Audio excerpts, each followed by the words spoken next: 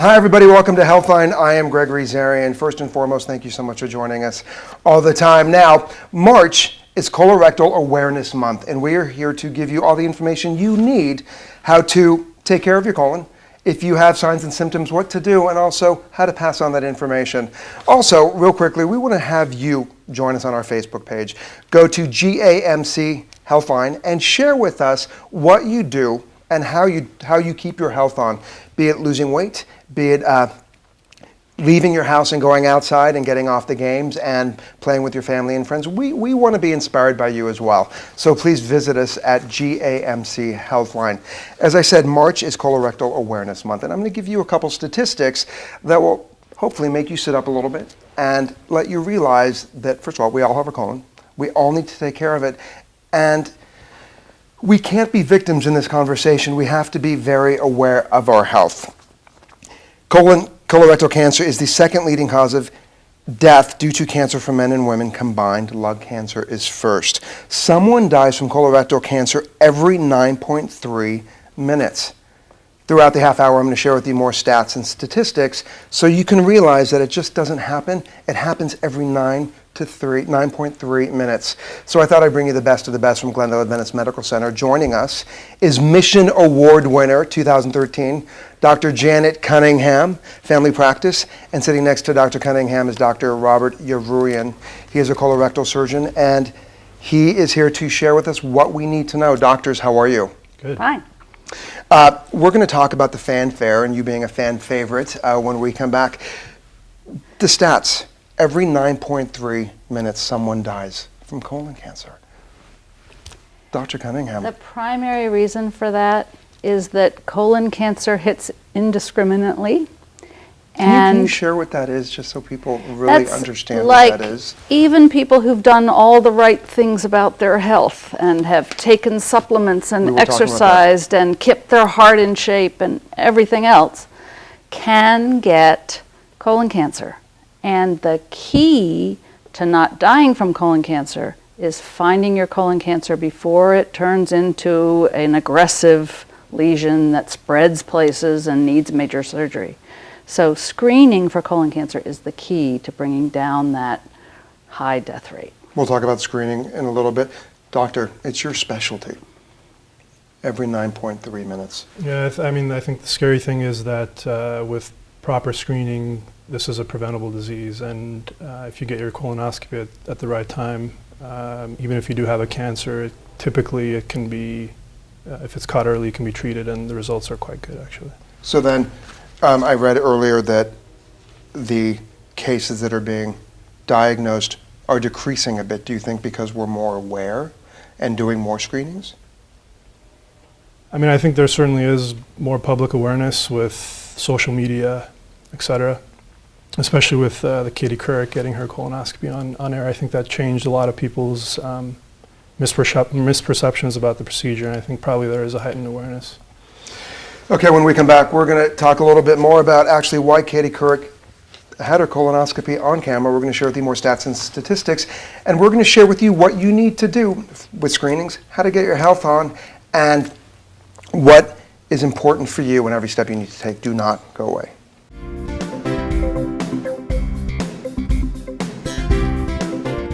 Welcome back to Healthline. I'm Gregory Zarian, and March is Colorectal Cancer Awareness Month. How familiar are you with your colon, and have you been screened? Have you gotten a colonoscopy? Are you in the conversation about colon health? Joining me is two awesome doctors here in Glendale. Dr. Janet Cunningham, family practice at Glendale Adventist Medical Center, and she is the Mission Award winner 2013 fan favorite. And sitting next to her is Dr. Robert Yavruyan, colorectal surgeon here at Glendale Adventist Medical Center. Fan favorite, Dr. Cunningham. Mission Award winner because you were voted by the staff. What does that mean? It really has nothing to do with colon cancer. It doesn't, but she's an award winner. What it has to do with is being involved in efforts to take care of people who are underserved and don't have access to care. So it relates to colon cancer in that some people don't have screening because they don't know how to access it in a way that they can afford. But that's about the only link with colon cancer. And also, though, when it says the mission award winner is the mission of the hospital is whole person care and God's love. Absolutely. Which, if each and every one of us just doesn't live our lives like that every day, I mean, if we can't embrace our whole person care and just pass on God's love, whatever it's the God of your choosing, life is a lot easier if you just hang on to those moments. So congratulations. If I could have, I would have voted for you. And you know what? If we come back this year, I'm voting for Dr. Cunningham again. Dr. Yavurian, before the break, we talked about screening and everything. First of all, what is colon cancer? So colon cancer is a disease that typically starts off as a benign polyp, which is basically an abnormal overgrowth of the inner lining of the colon. And it's a slow process, and as that polyp grows in size, the chance of it converting to a cancer is greater. And as it grows, it can spread to lymph nodes and to other organs in your body. Now, how does it happen? Why does it happen? What is it? That's the $1,000,000 question. I mean, I think it's multifactorial. So there's a lot of things. There's some things that you can control and some things you can't. So the things you have no control over are your age. So almost 90% of colon cancers occur in people over the age of 50. Genetics, so if there's a history of cancer, colon cancer, and certain other cancers in the family, or a history of colon polyps, and you're at increased risk. And then there's other modifiable factors, things that you can control, like obesity, diabetes. We are the most obese country. We are the most obese country in the world. Yep. Which it's staggering to me. When we're done with the show, can you all just get up, have a glass of water, and run around the block? Thank you. I mean, it's a choice. It's completely a choice. Yeah. When you hear of obesity, Dr. Cunningham, don't you just want to, especially in this country, in our backyard, everywhere we go, we are the mecca of fast food and quick fix, and I believe with social media, we have forgotten to stay healthy and get our health on. Everything is in front of the computer, on our iPhones, and Well, obesity permeates lots of disease risks that we have in our 50s and 60s. It, however, isn't the whole story with colon cancer. We believe that the amount of fresh fruits and vegetables and fiber in specific that people eat probably does have a reducing your risk effect. And so the other thing we've done in this country with fast food and easy access to processed foods is eat too much of the stuff that doesn't protect us. So they compare cultures around the world that eat raw, unprocessed foods in large amounts, and the difference in the incidence rate for colon cancer can be 15 times greater in countries where the diets are highly processed like ours. You know, before we went to the break, you addressed Katie Couric, and we have to admit that at that time, Katie Couric going on camera, getting a colonoscopy in the honor and love of her husband, Jay Monahan, who died of colon cancer, was so astounding to us. Do you believe that that moment opened up the conversation for everyone to say, you know what, we all have a colon, and people go down from this? Have you noticed more of it being an open conversation as per it being, oh, can't talk about it, you know, it's the colon, people don't like to talk about the colon or the anus and the rectum, it's taboo, we don't talk about it. Have you since then just see the conversation climb? I do think that role models and being vulnerable out in the world and people getting friends. So as the population ages, more and more of their friends have gotten colon cancer or their family members. And so once it's personalized, people do ask what can they do to prevent ever having had to have a colonoscopy. You know, they don't want a colostomy bag. It's true. They want to have it found before that would ever be required. And so finding it early is the way you do that. No question. I mean, I think the Katie Couric thing has brilliant. Really made it more mainstream. I think that you know, procedures that happen in the hospital, whether it's an operation or a colonoscopy, it's sort of a black box. Nobody really knows what happens between the time you leave for the operating room and when you come back. And when you see it on TV and you see somebody go through it, I think it just makes it more realistic. And I think a lot of people's ideas of what to expect become a little more realistic. And it's opened up the conversation. How much is hereditary involved in regards to colon cancer? That's a good question. There's probably a half a dozen or so genes we know now that can be tested for, that we know are responsible for certain types of genetic colorectal cancers, but a lot of it is still ongoing. And so, I mean, the question, I didn't really answer your question very well, but genetics plays a big role, and just exactly how much we're not really sure. Because earlier you said at the age of 50, and if it's in your family, isn't it 45? Everyone should be screened, male and female, should be screened at age 50. At age, even no if matter they've what. never Okay. heard of colon cancer in their family, even if they don't know of any risks that they have personally. So everyone should be screened by age 50. There are some screening recommendations for earlier, depending on your family history. And almost all of the societies that look into this literature argue that people that, if there's anybody in your family that's had colon cancer before age 60, that you're going to need some earlier screening recommendations. Sometimes 10 years before the earliest person got it. Sometimes it depends on the types of polyps that are in your family and the other types of risks you have. But you're going to be recommended to have a screening test done before you're 50 if there's much colon cancer in your family or anybody that got it early. And the truth is you can't be safe enough. You go in, get checked, and it's an amazingly simple procedure. It sounds like I've had it done. I've had it done. Look us in the eyes. Ready? We've had it done. I had it done 3 days after my 50th birthday, and there's no colon cancer in my family. But I've seen enough patients who couldn't believe they got colon cancer and got it too late. So there's no way I'm going to take that risk. I love that. I just did it because I am with cancer running in my family. I just wanted to get checked. Signs and symptoms. Doctor, what are signs and symptoms of colon cancer? And before that, we have colon cancer. It was very public that Farrah Fawcett passed away from anal cancer. There's rectum cancer. Are they all this prostate cancer? Is it all in the same family? Is it all the same type gene, or are they all independently different? Colon and rectal cancer are related because they all start as a polyp. But anal cancer is a little bit different. That's a whole separate thing. It doesn't really fall into today's discussion. What about prostate? And prostate cancer is way different. Okay. That's a whole different organ. So colon, okay. So we'll talk about those on another show. What are the signs and symptoms? So probably the most common symptom is rectal bleeding. Okay. But surprisingly, a lot of cancers are found in patients who have no symptoms at all, which is why a screening colonoscopy at the appropriate time is recommended. Before we go to break, when you say rectal bleeding, is it just a little bit of spotting, or is it constant rectal bleeding that comes out of the blue? It could be anything. Okay. Anything. So bottom line is if something changes, call your doctor and say, hey, you know what?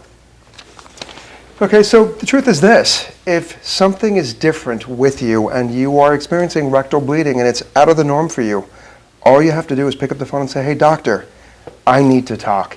Share with them everything about the situation that's going on, and they will tell you to probably come in.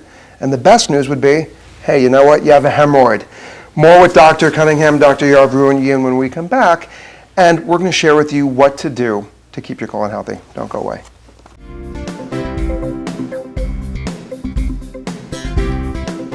Welcome back to Healthline. I'm still Gregory Zarian, and our conversation is all about colorectal cancer. March is Colorectal Awareness Month. What are you doing to have the conversation? Joining us is Dr. Janet Cunningham and Dr. Robert Yarbrough. Okay, so we talked about Katie Couric. We've talked about some prevention. We've talked about you can eat as healthy as you want and it still shows up. We've talked about obesity. When people think of a colonoscopy, they just my older brother, Vincent, flipped, yes, Vincent, I'm talking all about you. He flipped his lid about the prep, about, oh my gosh, what do I've got to do? And I'm going to be, I mean, it's this whole panic thing. And guys flip out a lot more than girls. Dr. Cunningham, talk to us. Why are people so panicked over the prep of a colonoscopy? I don't think it's just the prep, but I think the whole thought of it is, yuck to a lot of people, and it sometimes involves planning and organizing. And so I've found in my practice it takes 2 or 3 or 4 years sometimes of bringing it up at each physical for somebody to finally realize it's not that big of a deal. The prep is important if you're going to get a colonoscopy because it needs to be clean have to to clean look it. You at. have to clean it. Otherwise, there's stuff in the way and you might miss something important. But it's usually liquid that you drink the night before or a little propellant that pushes everything out of your stool. And it takes several hours to clear your bowels, but it is not something where you need to have, multiple enemas and 5 people attending to you all night long to prepare you for this. Well, there's a moment in your life that you can finally go, this house is clean. You often have to cut back, if you're going to have an early morning colonoscopy, then you have to cut back what you eat in that evening meal. But it is not once people realize it's not as big a deal Most as they people are worried flipped out about. over, yeah, okay. And that the whole procedure itself takes about 15 minutes. People have to take a little bit of time off work. Somebody needs to drive them there because they're going to be a little bit sedated during the procedure. So the process of all of that sometimes is just more than somebody wants to think about. There is an alternative, however, which is looking for microscopic blood in samples of your stool. Okay. And so there's a couple of cards that some of you may have even received in the mail from your health insurance that is a way to test for bleeding you can't see, but that is significant enough to mean that you absolutely should have a colonoscopy done because something in there is bleeding. Do you find more men, thank you, doctor, do you find more men are panicked over women? Yeah, I think I would tend to agree with that. I think the women tend to handle it better for whatever reason. Why? I don't know. I think Because they've had multiple pap smears their entire lives, and there's not the sexual connotation for women as there is for men. No, thank you for That's being. why. Well, here's the thing. I mean, a woman will go to her gynecologist, be in stirrups, get checked, and all the doctor has to do for us is there's a finger for 3 seconds, and then let me hold the twins and see what's going on, and boom, you're done. It's so shocking to me just to hear some of my guy friends panic. Most men, though, were also very private about signs and symptoms. Yeah, Signs and symptoms of prostate cancer. Can't stay erect as long. Frequency of urination, and they don't even talk to their partners about it until they've already are in second, 2 and 3 stages of it. Well, what do you say to the men that are so afraid to go to the doctors, go through the prep, and just get it done? Yeah, I think for the overwhelming majority of patients who don't want to have the procedure done, I think the key is, whether they're men or women, to find out why it is they don't want to have it done, whether they're afraid of the anesthetic, whether it's the prep, whether they're afraid of Finding out there's bleeding or something something wrong. else. But for the most part, it's just sitting there talking to the person, finding out what it is that scares them, and then just reassuring them. Because, I think, in my experience, for the most part, the overwhelming majority of patients who've had this test done for the first time find that it's the prep the day before that's the worst, because the procedure itself, you're sedated, you really don't remember very much at all. And even the prep nowadays is not like it used to be, where you have to drink a whole gallon of the stuff. They have a lot of low volume preps, which are convenient. So even that's not true these days. So for all of you at home, the prep is a lot easier. You go in, you find something. What are some of the procedures that occur if a polyp is found or there's surgery? Anything minimally invasive? So if a polyp is found, as long as it's small, it can be removed with a little wire loop that is used to sort of snare the polyp, and then electrical current goes through it and cuts the polyp off. But if you have something large that's not able to be removed during the colonoscopy, then typically that's where surgery will come in. And surgery, it is a life-changing sort of thing. It's a big deal, but the nice thing about it these days is that for the most part, most patients are candidates for laparoscopic surgery, Awesome. which is minimally invasive, done through small incisions and using a camera. So the scarring's less, pain is less, and recovery tends to be a little bit quicker. And that all goes back to early prevention is key. Since we're running out of time, how do you tell people to be healthy in regards to their colon, Dr. Cunningham? Well, People I see think you every it's day. really important. You talked about how private people are. It is true. Many people have a risk in their family and don't realize it because their grandparent died and it wasn't exactly clear why.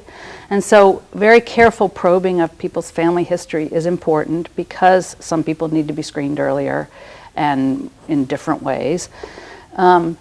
Also, talking with people about diet is really important because people's diet changes through their lifetime. They can have 3 years of a great diet and then decide that's a pain and switch over. And so a lifetime's diet is what is protective in colon cancer.